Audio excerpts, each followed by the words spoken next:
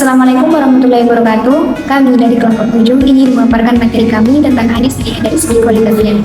Untuk memenuhi tugas dan hadis terbaru yang dilakukan oleh Bapak Mufti Imam PPD.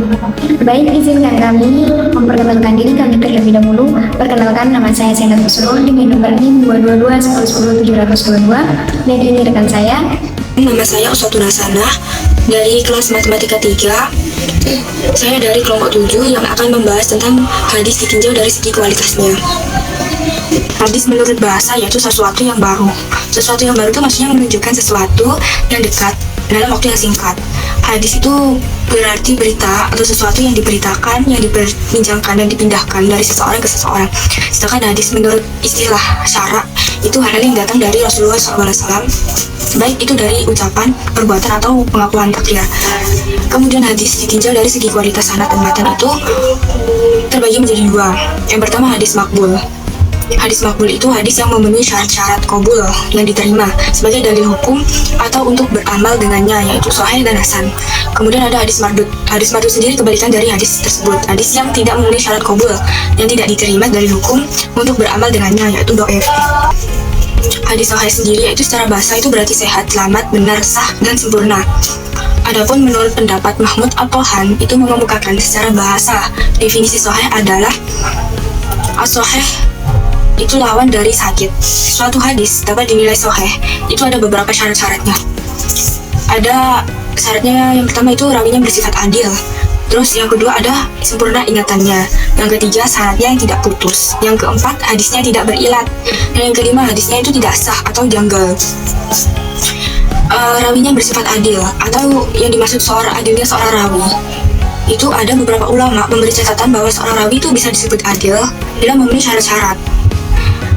Yang pertama ada dia harus selalu memelihara perbuatan taat dan menjauhi perbuatan maksiat. Yang kedua, tidak melakukan perkara-perkara mubah yang dapat menggugurkan iman kepada qada qadar dan mengakibatkan penyesalan. Kemudian tidak mengikuti pendapat salah satu azab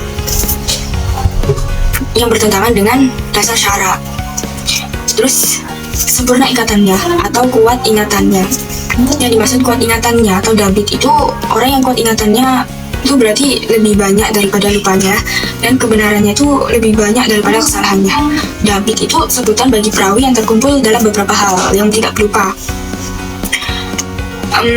Seperti kayak orang yang hafal terhadap apa yang diperhatikan kepada seseorang bila ia memberikan hadis dengan hafalan dan terjaga kitabnya dari kelemahan apabila dia meriwayatkannya dari kitabnya. Terus dia juga harus menguasai apa yang diriwayatkan. Maksudnya itu harus memahami maksudnya dan mengetahui makna yang dapat mengalihkan maksud bila ia meriwayatkan menurut maknanya saja. Terus arti maksudnya sanadnya tidak putus. Sanadnya tidak putus itu sanad yang selamat dari keguguran. Dan data lain kayak bahwa tiap-tiap perawi itu kan dapat saling bertemu dan menerima langsung dari guru yang memberinya. Kemudian ada hadis tidak bersifat ilat atau yang disebut ilat hadis. Ilat hadis itu adalah suatu penyakit yang samar-samar yang dapat menodai kesahihan suatu hadis. Misalnya seperti kayak meriwayatkan hadis secara mutasil. Mutasil itu bersambung terhadap hadis yang mursal. Mursal itu hadis yang gugur karena seorang sahabat yang meriwayatkannya. Atau terdapat hadis mengkoat. Mengkoat itu hadis yang gugur juga tapi salah dari seorang rawinya. Itu juga disebut ilat hadis. Kemudian ada yang kelima, arti kejanggalan hadis atau tidak sah. Tidak sah kan berarti janggal ya.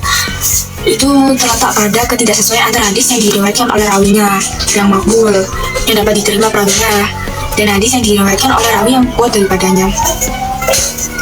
Itu karena kan disebabkan ada kelebihan jumlah sanad dan kelebihan dalam kedebitan rawinya, atau karena ada segi-segi tarjih yang lain. Yang kedua ada pembagian hadis sahih. Hadis sahih sendiri itu terbagi menjadi dua macam. Yang pertama ada hadis sahih li dzatihi, terus yang kedua ada hadis sahih li ghairihi. Hadis sahih li dzatihi itu hadis yang memenuhi syarat sifat untuk diterima sebagai dalil, sebagaimana definisi kayak di atas. Sedangkan hadis sahih li ghairihi itu hadis yang tidak memenuhi syarat-syarat. Jadi kebalikan dari hadis li dzatihi. Terus kemudian ada tingkat kesahihan hadis. Meskipun hadis-hadis itu kan disebut hadis yang sahih, namun ada antara satu dengan hadis satu lainnya itu berbeda kekuatannya atau kedudukannya disebabkan dari tingkat sifat kedabitan dan keadilan yang dimiliki rawinya. Hadis sahih yang paling tinggi kedudukannya itu hadis yang bersifat hadis yang mempunyai sanad, hadis yang bersanad, atau yang disebut as-sahihul asanid. Kemudian berturut-turut setelah itu ada hadis muttafaq ilaih, ada hadis yang diriwayatkan oleh Imam Bukhari, ada hadis yang diriwayatkan oleh Imam Muslim, kemudian ada hadis yang diriwayatkan menurut syarat-syarat Bukhari dan Muslim. Ada juga hadis-hadis yang disebut dengan akhirnya dengan ungkapan. Kemudian ada juga hadis yang ditakhrij dengan tidak menggunakan syarat Bukhari dan Muslim. Selanjutnya yaitu hadis hasan. Pengertian hadis hasan. Menurut bahasa, hadis hasan yaitu berarti hadis yang baik. Sedangkan menurut istilah, hadis hasan adalah hadis yang diriwayatkan oleh perawi yang adil, tetapi kurang kedabitannya. Sanadnya yang bersambung, tidak mengandung ilat dan tidak pula syadz. Sedangkan menurut Mahmud At-Tahan 2016-55, secara bahasa berasal dari kata al-hasan yang merupakan sifat musyabbahah dari kata al-husn yang bermakna keindahan. Sedangkan secara istilah, mengutip pendapatnya Ibnu Hajar dan definisi hadis adalah apa yang sanadnya itu bersambung dengan periwayatan yang adil, hafalannya yang kurang dari awal sampai akhir, sanadnya itu dengan tidak syadz dan tidak pula cacat. Sedangkan yang kedua yaitu tentang kriteria hadis hasan. Berdasarkan pada pengertian yang telah dikemukakan di atas, maka para ulama hadis merumuskan kriteria hadis hasan. Kriterianya itu sama dengan hadis sahih, hanya saja pada hadis hasan terdapat perawi yang tingkat kedabitannya kurang atau lebih rendah dari perawi hadis sahih. Dengan demikian, maka dapat disimpulkan bahwa hadis hasan mempunyai kriteria sebagai berikut. Yaitu yang pertama, sanad hadisnya itu harus bersambung. Sedangkan yang kedua, perawinya itu harus adil. Dan yang ketiga, perawinya itu mempunyai sifat dabit, namun kualitasnya lebih rendah atau kurang dari yang dimiliki oleh perawi hadis sahih. Hadis yang diriwayatkannya tersebut itu tidak syadz atau tidak pula cacat. Hadis yang diriwayatkan itu terhindar dari ilat yang dapat merusak hadis tersebut. Yang ketiga, mengenai kitab hadis hasan. Ulama-ulama yang mula-mulanya membagi hadis sebagai hadis sahih, hadis hasan dan hadis dhaif adalah Imam At-Tirmidzi, sehingga wajar jika Imam At-Tirmidzi memiliki peran dalam menghimpun hadis-hadis hasan. Di antaranya kitab-kitab yang memuat hadis hasan adalah seperti contohnya Sunan At-Tirmidzi, Sunan Abu Dawud, dan Sunan Ad-Daruqutni. Ia berkata, aku mendengar ayahku berkata, ketika musuh datang, Rasulullah bersabda, sesungguhnya pintu-pintu surga di bawah bayangan pedang. Hadis riwayat At-Tirmidzi bab Abwaabul Fadail Jahar. Derajat hadis tersebut adalah hasan karena semua perawi di dalam hadis tersebut kecuali Ja'far bin Sulaiman al-Dubai. Keterangan dalam Mahmud At-Tahan 2016-56-57. Selanjutnya hadis dhaif. Pengertian hadis dhaif. Menurut bahasa, berasal dari kata da'fun yang berarti lemah, lawan dari kata qawi yang berarti kuat.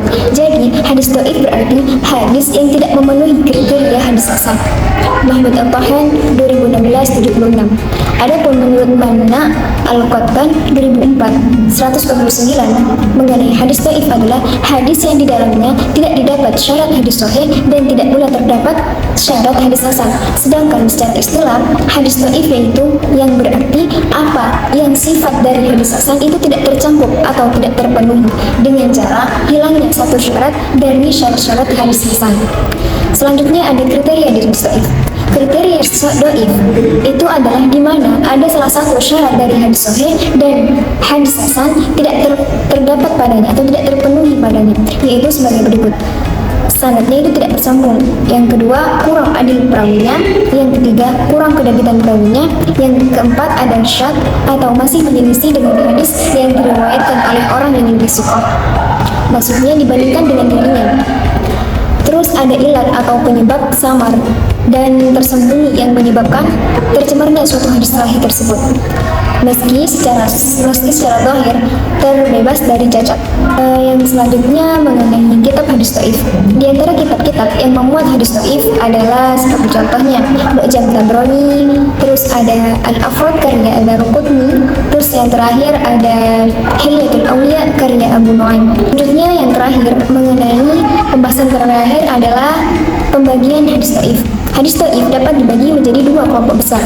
Keterangan dalam Mana Al-Qattan 2004-132 yaitu hadis dhaif yaitu yang tertolak karena gugurnya sanad. Keguguran sanad ada yang di awal, di tengah ataupun di akhir. Contohnya seperti hadis mu'allaq, Ada hadis mursal, ada hadis mu'dhal, ada munqati dan mudallas. Hadis dhaif yang tertolak karena adanya cacat pada perawi contohnya, seperti contohnya hadis maudhu atau hadis palsu, ada matruk, munkar ataupun ma'ruf. Contoh hadis dhaif yang cacat perawinya yakni hadis maudhu atau hadis palsu, seperti contohnya berikut, yang artinya bahwasanya Nabi Muhammad memegang tangan Ali bin Abi Thalib di suatu majelis di antara para sahabat yang lain. Kemudian Nabi berkata, inilah wasiatku dan saudaraku, dengar setelahku. Kemudian sahabat yang lain sepakat. Cukup demikian materi yang dapat kami sampaikan. Kurang lebihnya kami mohon maaf. Wassalamualaikum warahmatullahi wabarakatuh.